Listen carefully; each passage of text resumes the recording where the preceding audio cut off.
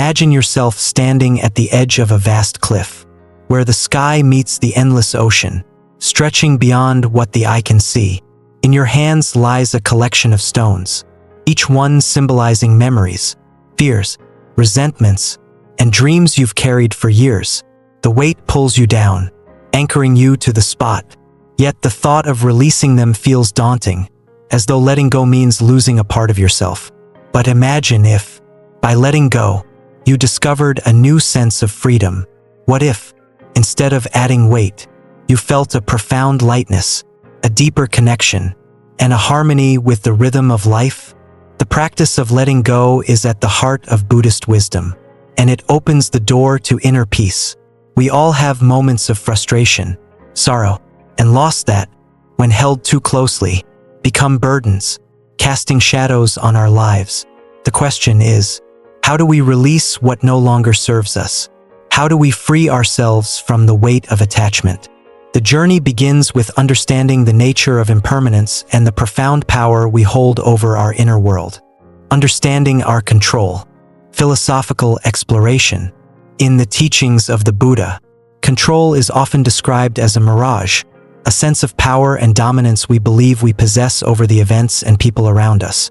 However, according to Buddhist wisdom, clinging to this illusion of control is one of the primary sources of human suffering. The more we try to manipulate external circumstances to fit our desires, the more we experience frustration, anxiety, and disappointment when things inevitably go against our plans. One of the most famous Buddhist texts, the Dhammapada, contains a verse that perfectly encapsulates this principle. It reads, "Though one should conquer 1,000 men in battle, he who conquers himself is the greatest warrior." This line reminds us that self-mastery, our ability to control our reactions and mental states, holds far more power than attempting to control the external world. Real peace, according to Buddhist philosophy, comes from a disciplined mind and a calm heart rather than from ordering the world to our preferences. When we look deeply into the teachings, we find that the Buddha emphasized understanding the nature of our minds and training them to let go of the need to control. This is not a call to apathy or inaction, but a suggestion that genuine freedom and contentment arise when we respond to life's events with equanimity. Instead of trying to change the world, the practice lies in changing ourselves, cultivating qualities like patience, compassion, and inner strength, so we can remain unshaken by the ups and downs of existence. This lesson about control extends to our relationships, careers, and ambitions. While it's natural to have goals and hopes, clinging too tightly to any outcome can lead to stress and disillusionment. Instead, we are encouraged to focus on controlling our responses, becoming masters of our inner worlds. The teachings of the Buddha suggest that mastery over the self, not over external forces, is the path to true peace. Example story expanded, Raju's journey of self-control. To bring this idea to life, let's return to the story of Raju, a young monk known for his quick temper. Raju had always been highly ambitious, striving to perfect his practice and impress his teachers. However, his need to control every detail often led him into frustration and anger. This inner turmoil reached a climax on a day that would ultimately change his life. One day, Raju was preparing for an important ceremony that required the utmost care. He had arranged all the ritual items meticulously, taking pride in his efforts. As he took a step back to admire his work, another monk accidentally brushed against the altar, knocking over one of the sacred objects. Instantly, a surge of anger filled Raju. He shouted at the monk, his voice echoing through the hall. He felt justified in his anger, certain that the other monk's carelessness had ruined his hard work. Observing this scene, Raju's teacher called him over. The teacher handed him a large stone and asked him to carry it in his hands. Confused, Raju asked, "Why should I carry this stone, Master?" The teacher replied, "That stone is like your anger, heavy and painful, yet you choose to hold it close. Carry it around until you understand." Reluctantly, Raju walked around the monastery, clutching the stone.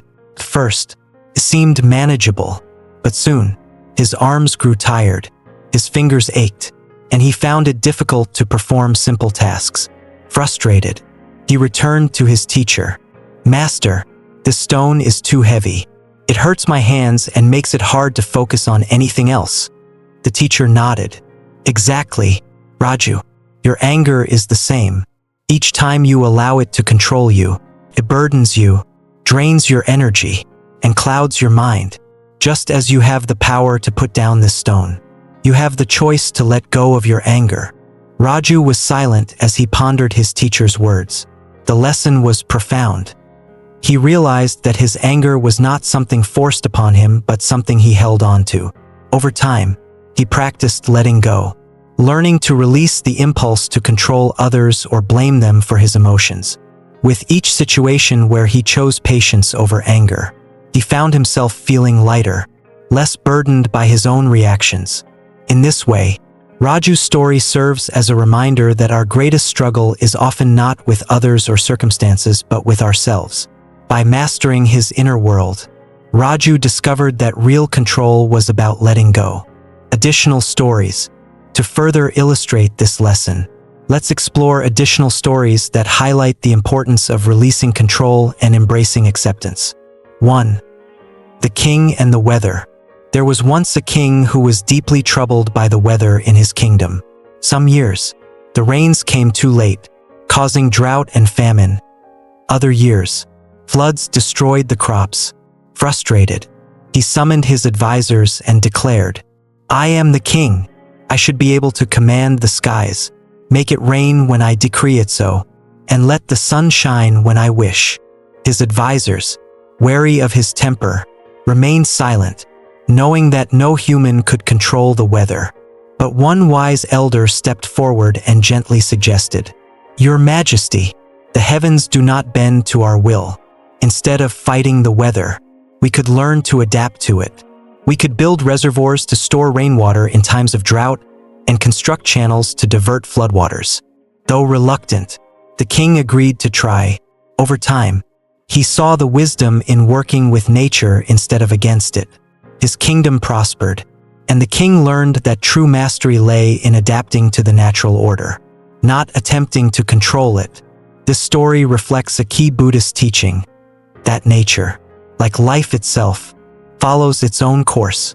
When we surrender to this flow and respond wisely, we find harmony. Resisting the uncontrollable only brings tension and suffering, while acceptance allows us to move gracefully with life's changes. 2. The Perfectionist Artist. There was once an artist named May who had dedicated her life to creating the perfect masterpiece. She would spend hours painstakingly perfecting each brushstroke, erasing and redoing her work until it matched the ideal image in her mind. But no matter how hard she tried, she could never achieve the perfection she sought. One day, May's mentor visited her studio and observed her at work. He noticed the frustration on her face and asked, "May, why do you pursue perfection with such intensity?" May replied, "I feel that my work must be flawless to truly reflect my vision. Anything less feels like a failure." The mentor smiled and picked up one of her discarded pieces. "This is beautiful," he said. "Imperfections are part of creation. Art is alive because of its flaws, not despite them. When you let go of control, you allow your true self to shine through." From that day, May began to paint with freedom, letting go of her obsession with perfection. Her art flourished, and she discovered a new joy in creation. By releasing her need to control every detail, she found beauty in the process itself, learning that peace lay not in a flawless outcome but in embracing the journey. May's story teaches us that life, like art, is enriched by its imperfections. When we release the need to control every detail, we find space for creativity, joy, and spontaneity, reflection and practical application. The lesson of letting go of control is not one learned overnight, nor is it easy to apply in everyday life. However, with consistent practice, we can cultivate a sense of peace and resilience, even when things don't go as planned. Here are some practical reflections and techniques to help integrate this wisdom. 1. Reflect on moments of frustration. Take a few minutes each day to reflect on moments when you felt frustrated by circumstances beyond your control. Notice your reaction and ask yourself, was my response helpful or harmful? This simple reflection can bring awareness to patterns of control and offer an opportunity to choose a different response. 2. Mindfulness meditation on impermanence. Practice mindfulness meditation with a focus on impermanence. Sit quietly, observing your breath and thoughts as they arise and fade away. Remind yourself that each thought, feeling, and experience is transient. This meditation helps build acceptance of life's natural flow, reducing the impulse to control outcomes. 3. Journaling for acceptance. Write about situations where you felt a strong need for control and explore the emotions attached to it. Ask yourself why you wanted control and how things would be different if you accepted the outcome as it was. Journaling helps us process emotions, allowing us to see things more clearly and find peace in acceptance. 4. Letting go rituals. Create a symbolic ritual to practice letting go. For instance, write down things you cannot control on a piece of paper and burn it safely, or place it in water to dissolve. This ritual can be a powerful reminder of your intention to release control and trust in life's natural flow. 5. Mantra of acceptance. Use a simple mantra, such as I release control and embrace peace, to ground yourself whenever you feel overwhelmed by the need to control. Repeat this mantra as a reminder of your intention to let go, helping to cultivate a sense of calm and presence. The nature of attachment. In-depth discussion. The concept of upadana. In Buddhism, attachment, referred to as upadana, is seen as one of the primary causes of human suffering. The term upadana translates to clinging or grasping and refers to the tendency of the mind to cling to objects, people, or ideas as sources of security and identity. However, Buddhism teaches that everything we cling to is ultimately impermanent, and the act of attachment creates a cycle of suffering when we inevitably face loss, change, or disappointment. Attachment operates on multiple levels. We become attached not only to material possessions but also to relationships, roles, and personal identities. In modern psychology, attachment is similarly understood as a bond we form with objects or people as a way of fulfilling our need for stability and belonging. However, these attachments often mask deeper insecurities.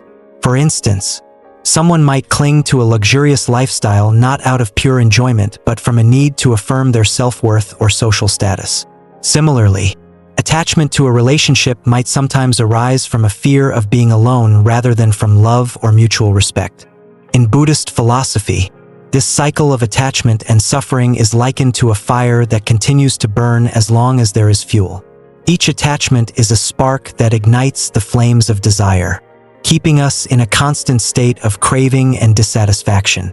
The Buddha taught that by recognizing the transient nature of all things, we can begin to let go of attachment, allowing ourselves to experience life with openness rather than grasping. Example story expanded. The Woman and Her Necklace. To illustrate the journey of understanding attachment, let's explore the story of a woman who lost a cherished necklace passed down through generations. This necklace was not just a piece of jewelry to her. It represented her family's legacy, her mother's love, and countless memories. She wore it daily, feeling a sense of pride and connection each time she touched it. One day, however, she noticed that the necklace was missing. She searched frantically, retracing her steps, but it was nowhere to be found. She felt as though a part of herself had been taken away. For weeks, she was consumed by grief, feeling incomplete without the necklace. Every time she thought of it, memories flooded her mind. The gentle way her mother had placed it around her neck on her wedding day, the feeling of reassurance it gave her in times of uncertainty.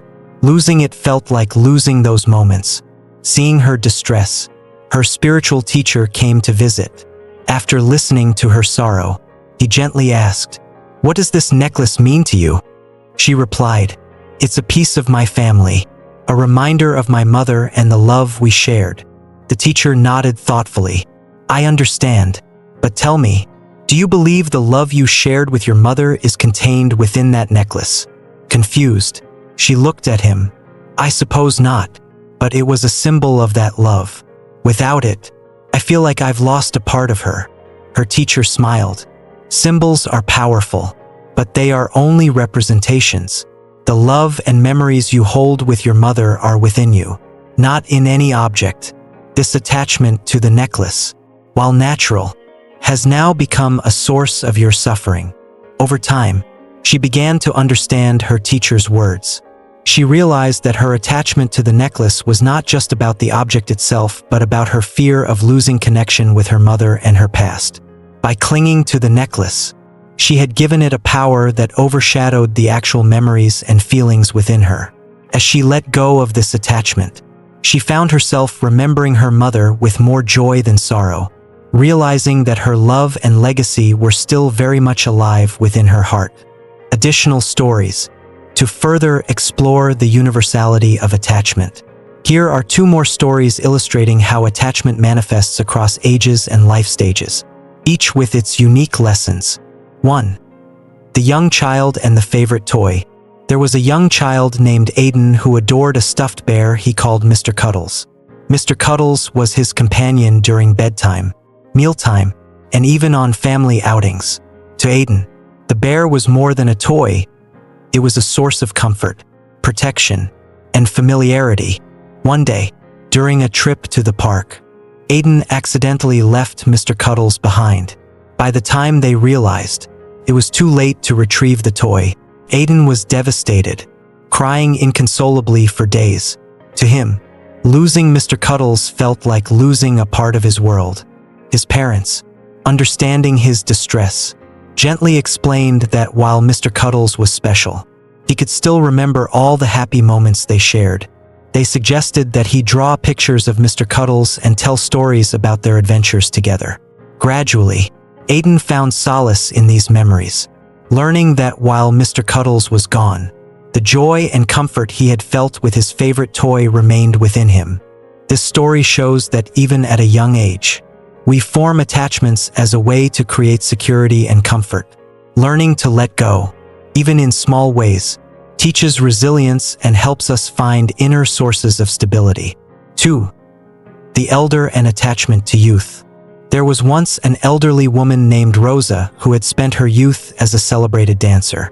Her grace and beauty were admired by all, and her identity as a dancer became a central part of who she was. As she grew older, however, her body no longer allowed her to move with the same agility and strength. She found herself grieving the loss of her youth, often looking through old photos and feeling a pang of sadness. One day, she confided in a friend, saying, "I feel as though I've lost myself. Dancing was my life, and now I feel like a shadow of who I once was." Her friend replied, "But Rosa, the essence of who you are is not bound to your physical abilities. The joy you brought to others, the passion you shared that remains within you, it is in your laughter, your wisdom, and the grace with which you've embraced each stage of life." Rosa realized that she had been clinging to a past version of herself, fearing that letting go of her identity as a dancer would leave her empty. But as she gradually released this attachment, she found freedom in embracing her current stage of life. She discovered new ways to express her creativity, such as teaching young dancers and sharing her stories. In letting go, she found peace and fulfillment in the present. This story illustrates how attachment to identity can limit our growth.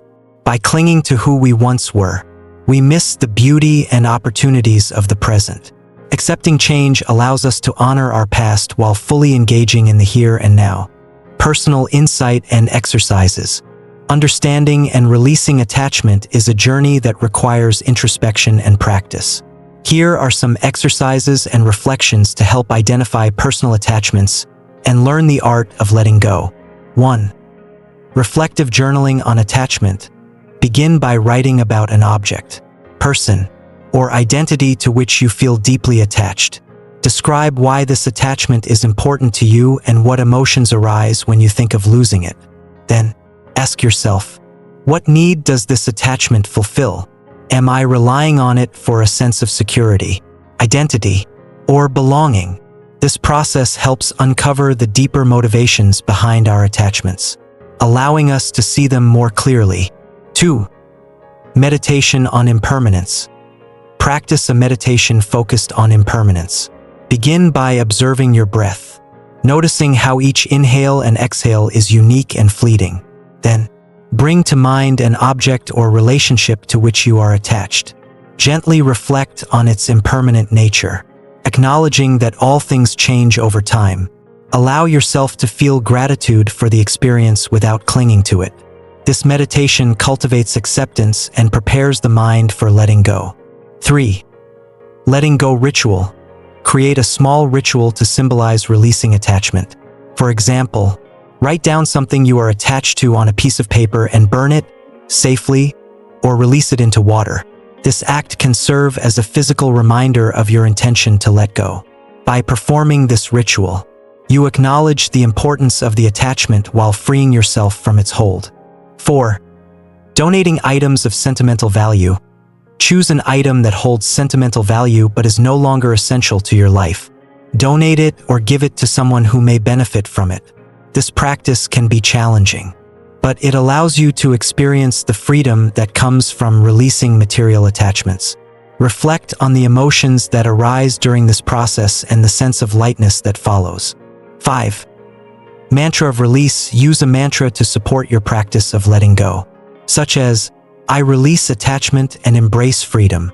Repeat this mantra daily, especially during moments of emotional difficulty, to reinforce your commitment to non-attachment.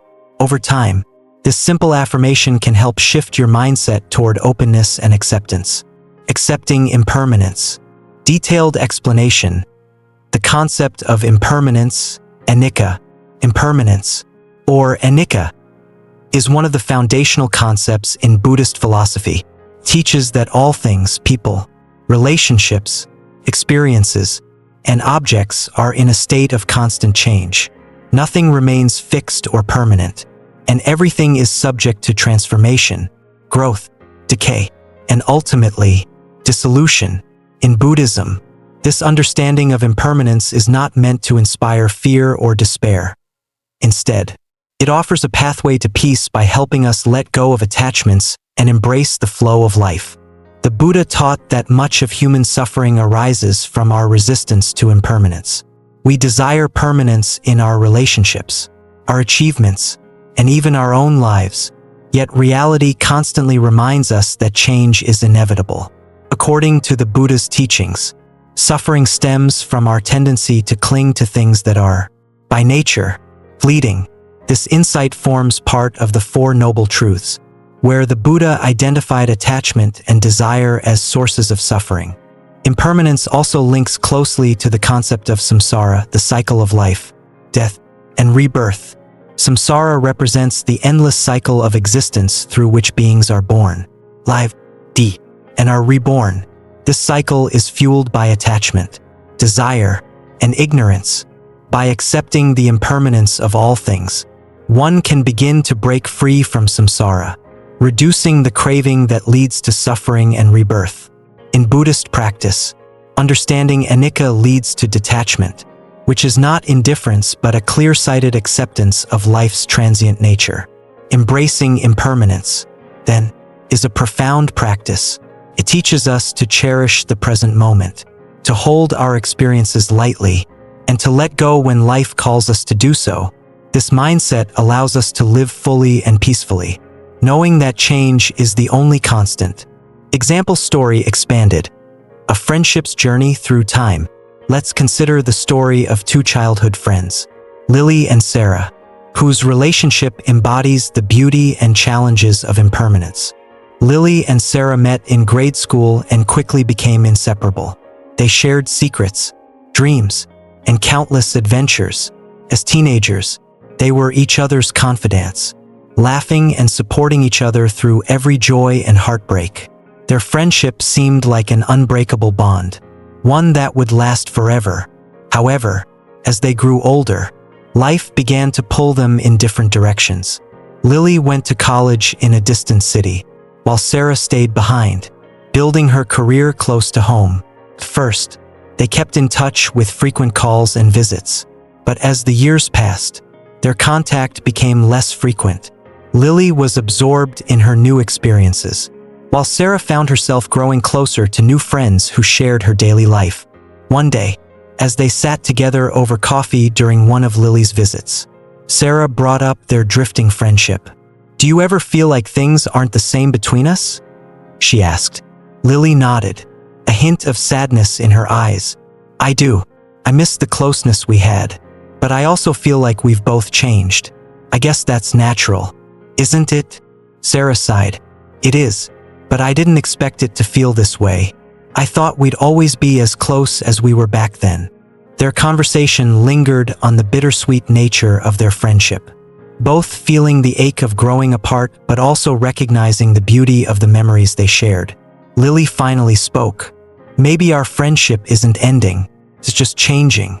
We can still be grateful for the time we had and embrace where life is taking us now." This conversation marked a turning point for both of them. Instead of trying to hold onto a version of their friendship that no longer existed, they began to embrace their new reality. They stayed in touch but without the pressure to maintain what once was. In letting go, they honored their friendship's evolution, finding peace in its natural course. Lily and Sarah's story illustrates the Buddhist teaching of impermanence in relationships.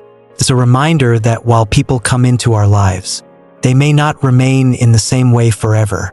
Accepting this truth allows us to cherish connections without clinging to them, finding freedom in allowing each relationship to evolve or fade as life unfolds. Additional stories on impermanence. 1. The village rebuilt. There was a small village nestled by a river, where the people lived in harmony with nature. One year, however, a powerful storm brought relentless rain, causing the river to overflow and flood the village. Homes were destroyed, crops were washed away, and the villagers were devastated. After the storm passed, the village elders gathered everyone and spoke of resilience. "This village has stood for generations," one elder said.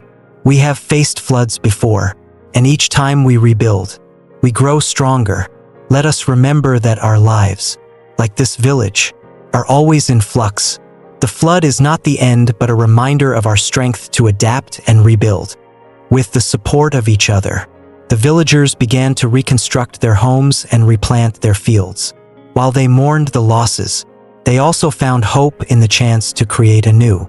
Over time, the village flourished again, as people now even more aware of life's impermanent nature and the strength that comes from acceptance and renewal. This story of the village speaks to the resilience that arises from accepting impermanence. Just as the villagers learned to adapt and rebuild, we, too, can find peace by accepting life's changes and discovering growth in adversity. 2. The gardener and the seasons. A gardener named Matteo found great joy in tending to his plants. Every spring, he would plant new seeds, carefully nurturing them as they sprouted and bloomed. Summer brought lush growth, with vibrant flowers and rich green leaves filling his garden. As autumn arrived, he watched the leaves turn golden and fall to the ground. And finally, in winter, his garden lay dormant, a quiet landscape covered in frost. For many years, Matteo saw each season as a cycle of life, death, and rebirth. He accepted that his garden would change, allowing the plants to wither and die only to be reborn in spring. Over time, he realized that his garden was a reflection of his own life, a constant ebb and flow of beginnings and endings. Matteo found peace in this understanding. He stopped fearing loss or clinging to moments of beauty, knowing that each phase of life would pass and give rise to something new. His garden taught him that true joy comes not from holding on to any single season but from embracing each one as it arrives. The gardener's story demonstrates the wisdom of observing nature's cycles as a guide for our own lives. Just as the seasons shift, our lives continuously change. By observing and accepting these changes, we cultivate a serene acceptance of life's impermanent beauty. Practical reflections on impermanence. Embracing impermanence is a practice that brings peace and perspective to our daily lives. Here are a few reflections and exercises to help integrate this understanding of life's transience. 1. Observing nature's transience. Spend time in nature, observing the cycles of growth and decay around you. Watch the leaves as they change color and fall. Notice the flowers as they bloom and wither, or observe the clouds shifting across the sky. Reflect on how everything in nature follows a rhythm of change. This practice reminds us that impermanence is a natural part of existence, helping us accept it in our own lives. 2. Practicing daily gratitude for fleeting moments. Begin a daily gratitude practice that focuses on appreciating each moment as it is, acknowledging its transient nature. Each evening, write down 1 or 2 experiences from the day that brought joy or peace, recognizing that they, too, are impermanent. By cultivating gratitude for life's fleeting moments, we learn to hold them with an open hand rather than grasping them tightly. 3. Reflecting on life changes. Set aside time to reflect on the changes you've experienced in life, relationships, careers, personal growth, and even the challenges you've overcome. Consider how these changes, whether painful or joyful, have shaped who you are today. This exercise can help you see that life's impermanence has played a vital role in your development, allowing you to embrace future changes with openness. 4. Letting go meditation. Practice a meditation focused on letting go. Sit quietly and bring to mind a person, situation, or experience to which you feel attached. Visualize this attachment as a leaf floating down a river, gradually drifting away from you. Allow yourself to feel gratitude for the experience without clinging to it. Repeat this visualization with other attachments, cultivating a sense of peace as you release each one. 5. Setting intentions for each day. Start each day with an intention to embrace impermanence. This might be as simple as saying, "Today, I will welcome change and find peace in the present." By reminding yourself of this intention, you create a mindset of acceptance, allowing yourself to move through the day without resistance to change. Inner freedom and karma. Philosophical depth. Understanding karma beyond reward and punishment. Karma is often misunderstood as a simple system of rewards and punishments, where good deeds are rewarded and bad deeds are punished. In Buddhist philosophy, however, karma is not viewed in such binary terms. Instead, karma is understood as the natural law of cause and effect, where each action, intention, and reaction we have sets into motion a ripple of consequences that shape our experiences. Karma emphasizes responsibility and awareness rather than external judgment or fate. Karma operates on multiple levels, influencing our present life and potentially extending across lifetimes. This perspective sees karma as a continuum rather than a tally of good versus bad actions. When we act with compassion, kindness, or patience, we cultivate positive energies that benefit us and those around us. Conversely, actions rooted in anger, greed, or jealousy create negative energies that contribute to suffering. Karma, then, is less about reward and punishment and more about creating harmony or discord within ourselves and the world around us. By understanding karma, we gain insight into how our daily choices affect our lives. In a broader sense, karma reflects our connection to the world and our role in shaping our destiny. This insight into karma also teaches us about the importance of cultivating inner freedom. As we learn to act from a place of awareness rather than reaction, we break free from the chains of habitual responses, creating a life rooted in intentionality and peace. Example story expanded, The Man and His Neighbor. To understand karma's influence, let's explore the story of a man named Arun, who shared a long-standing feud with his neighbor, Mr. Das. They lived side by side for years, but a small dispute over property boundaries had turned into years of resentment. Their daily interactions became filled with tension, and even the sight of each other would evoke feelings of anger and bitterness in Arun. One morning, Arun was meditating on his porch when his teacher visited him. Observing the furrowed lines on Arun's brow, the teacher asked, "What weighs on your mind, Arun?" Arun replied, "It's my neighbor, Mr. Das. Every time I see him, I feel this rage inside me. He has wronged me, and I can't seem to let it go." The teacher listened quietly and then asked, "And does this anger bring you peace?" Arun hesitated, realizing that his anger was indeed causing him more harm than Mr. Das. The teacher continued, "Imagine carrying a hot coal in your hand, intending to throw it at another person. Who feels the burn first?" Arun began to understand. Holding onto his resentment was like clutching a burning coal. He was the one suffering from its heat. He decided to try a different approach. The next time he saw Mr. Das, he greeted him with a nod and a gentle smile instead of his usual scowl. At first, Mr. Das looked confused, but gradually, their interactions softened. Over time, Arun found himself less troubled by thoughts of resentment. His gestures of kindness and forgiveness didn't just ease the tension between him and Mr. Das. They transformed Arun's own inner world. By choosing forgiveness over anger, Arun created a ripple of peace that extended beyond his interactions with his neighbor. This act of letting go didn't change the past but altered his experience of the present, creating a new cycle of harmony rather than hostility. Arun's story reflects the essence of karma. It shows how our reactions shape not only our relationships but also our mental state. By changing his response to Mr. Das, Arun broke free from the cycle of resentment and found peace within himself. Additional stories on karma and inner freedom. 1. The Traveler and the Thief. A traveler named Lee was on a journey through a remote village when he was approached by a young thief. The thief, desperate and hungry, attempted to steal Lee's bag, but Lee caught him in the act. Instead of reacting with anger, Lee looked into the young man's eyes and saw fear and desperation. Instead of punishing him, Lee offered him food and a place to rest.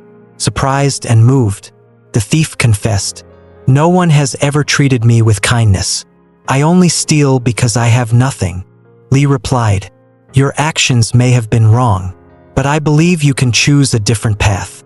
This compassion planted a seed in the young thief's heart, inspiring him to change. The thief decided to leave his life of crime and seek honest work. Inspired by Lee's generosity, through his choice to forgive, Lee not only avoided conflict but also helped another soul find redemption. This story highlights how compassionate responses can transform situations. By choosing forgiveness, Lee broke the cycle of karma that might have continued in hatred and hostility. His actions influenced not only his own karma but also the karma of the young man, showing how kindness can redirect life's path. 2. The Child and the Ripple Effect of Kindness. In a small village, a child named Asha witnessed her father help a stranger who had broken down on the side of the road.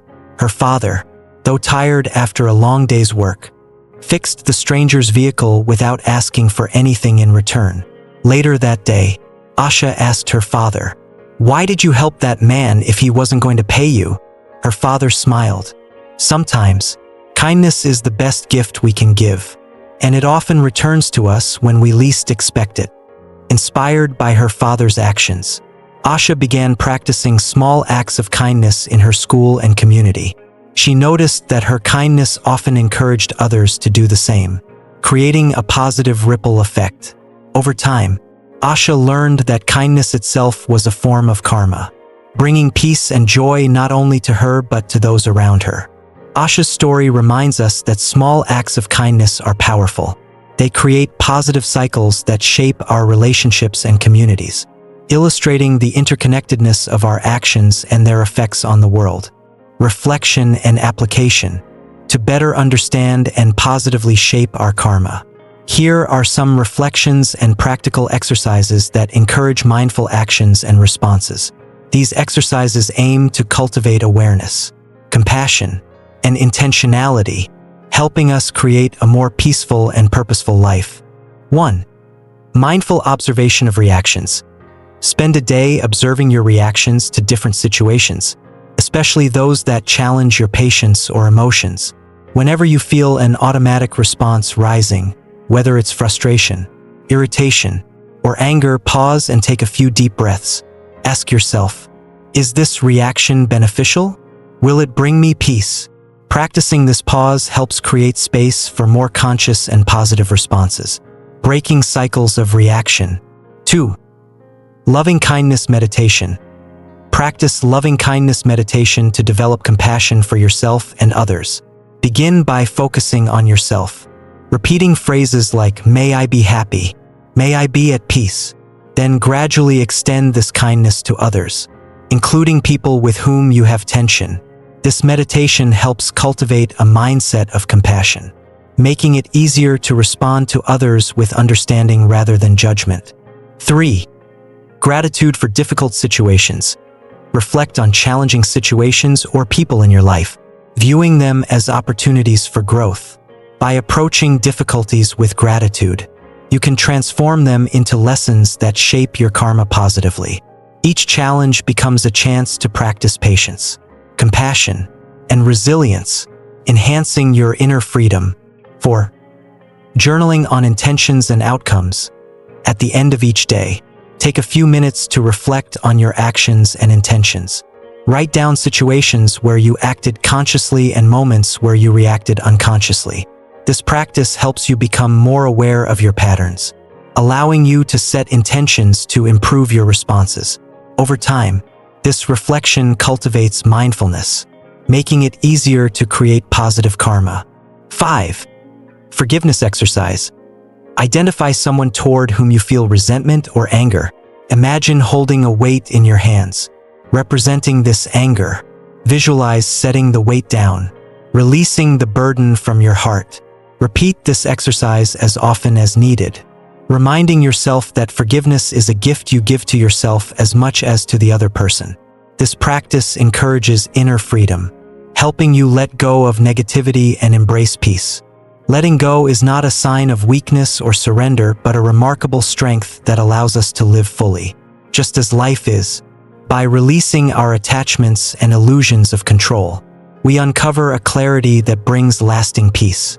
Along this path, we may feel vulnerable, as though peeling back layers of ourselves. Yet in this shedding, we grow lighter, more open to life's beauty and all its unpredictability. As you continue on this journey, remember, the world around you may shift, people may come and go, but the power to remain centered and at peace lies within you. Every day, the choice to let go and live with freedom is yours alone to make.